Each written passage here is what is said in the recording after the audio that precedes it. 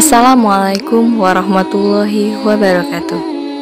Sahabat muslim dimanapun berada, dalam Islam, hadis merupakan sumber hukum kedua setelah Al-Quran. Hadis merupakan setiap perkara yang disandarkan kepada Nabi Muhammad SAW, baik berupa ucapan, perbuatan, ataupun berupa penetapan. Di dalam ilmu hadis dan kitab hadis, banyak sekali kita jumpai berbagai hadis palsu. Lantas, apa saja yang menyebabkan munculnya hadis-hadis palsu tersebut? Simak penjelasannya dan tonton videonya sampai selesai. Jangan lupa subscribe, like, dan nyalakan lonceng notifikasinya agar tidak ketinggalan video terbaru seputar Islam.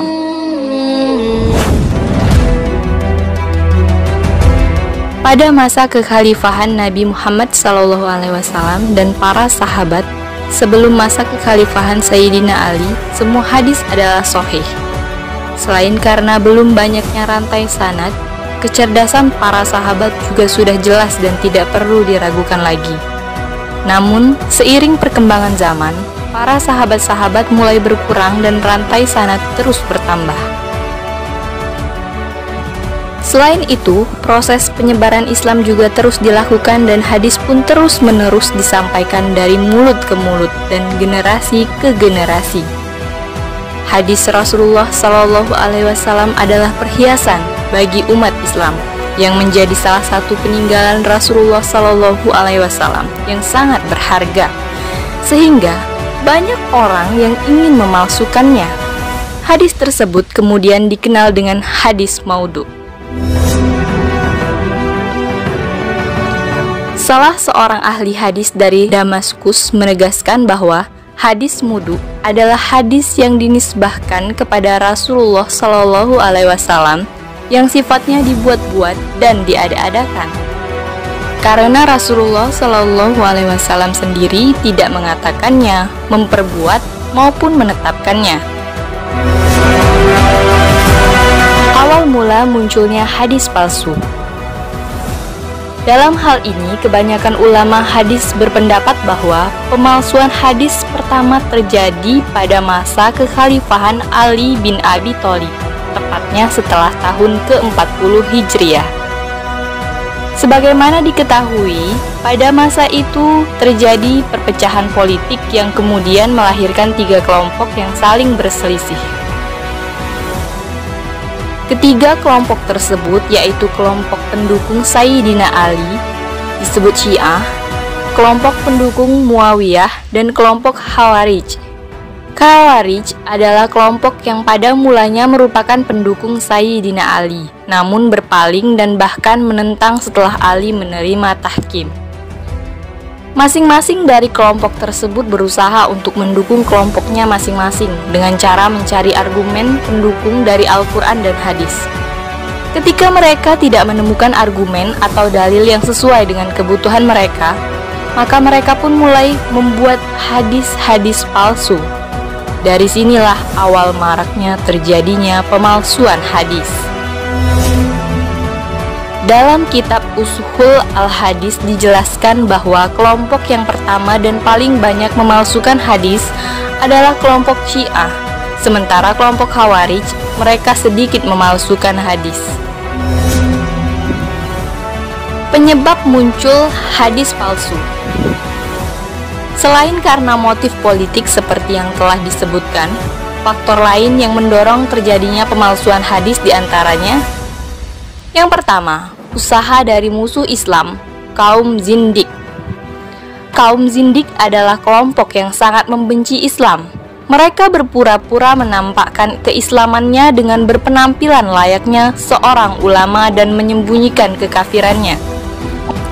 Mereka berusaha untuk merusak Islam dengan cara menyesatkan umat dengan membuat hadis-hadis palsu di bidang akidah, ibadah, hukum, dan sebagainya. Salah satu tokoh pemalsuan hadis dari kalangan kaum zindik adalah Abdul Karim Al-Auja. Bahkan dia mengakui perbuatannya ketika hendak dibunuh, bahwa ia telah memalsukan hadis sebanyak 4.000 hadis. Di dalam hadisnya, dia banyak menghalalkan yang haram dan mengharamkan yang halal. Kedua, sikap fanatik buta terhadap bangsa, suku, bahasa, negeri, atau pemimpin. Ini terjadi pada bangsa Arab dan bangsa Persia. Karena kefanatikan mereka terhadap bangsanya, mereka membuat hadis palsu yang menyatakan keutamaan bangsa mereka sendiri. Demikian juga yang terjadi pada sebagian orang yang fanatik terhadap pemimpinnya. Mereka membuat hadis palsu yang menyatakan keutamaan pemimpin mereka dan merendahkan pemimpin yang lain. Ketiga, menarik perhatian orang awam. Pemalsuan hadis yang seperti ini biasa dilakukan oleh para pembuat cerita ataupun kisah-kisah. Biasanya mereka melebih-lebihkan cerita agar orang-orang kagum dan tertarik terhadap kisah yang mereka sampaikan. Keempat, perbedaan pendapat dalam masalah fikih atau ilmu kalam. Faktor pemalsuan hadis seperti ini umumnya dilakukan oleh para pengikut mazhab, baik dalam bidang fikih atau ilmu kalam. Mereka membuat hadis palsu bertujuan untuk mengutamakan pendapat yang disepakati oleh masing-masing mazhab yang mereka ikuti. Kelima, semangat yang berlebihan dalam beribadah tanpa didasari ilmu pengetahuan. Pada awalnya, niat mereka adalah baik, namun mereka beranggapan bahwa membuat hadis palsu dengan maksud mendorong umat agar bersemangat dalam beribadah atau yang mengancam agar takut melakukan hal yang tidak benar adalah diperbolehkan. Padahal jelas Rasulullah Shallallahu Alaihi Wasallam mengancam bagi siapa saja yang mendusta dengan mengatasnamakan Rasulullah. Yang terakhir, mencari muka kepada penguasa. Dalam hal ini, mereka membuat hadis-hadis palsu untuk kepentingan duniawi, yakni untuk menarik perhatian agar dekat dengan para penguasa. Mereka membuat hadis palsu yang berisi hal-hal yang dapat menyenangkan penguasa. Dengan begitu, mereka bisa dekat dengan penguasa mereka. Itulah di antara faktor yang melatar belakangi munculnya hadis maudhu. Ada yang menciptakannya dengan sengaja, ada pula yang tidak tahu sama sekali bahwa perbuatannya tersebut adalah tidak diperbolehkan. Ada yang murni dengan tujuan negatif dan ada pula yang memiliki tujuan positif. Namun, bagaimanapun kondisinya, memalsukan hadis tetaplah suatu perbuatan tercela dan Rasulullah Shallallahu Alaihi Wasallam dengan tegas telah melarangnya. Sebagaimana hadis yang terdapat dalam kitab Sahih Bukhari, Rasulullah Shallallahu Alaihi Wasallam bersabda, "Sesungguhnya berdusta kepadaku tidak sama dengan orang yang berdusta kepada orang lain. Barang siapa yang berdusta atas namaku dengan sengaja, maka hendaklah dia bersiap-siap mendapat tempat duduknya di neraka." Hadis riwayat Bukhari.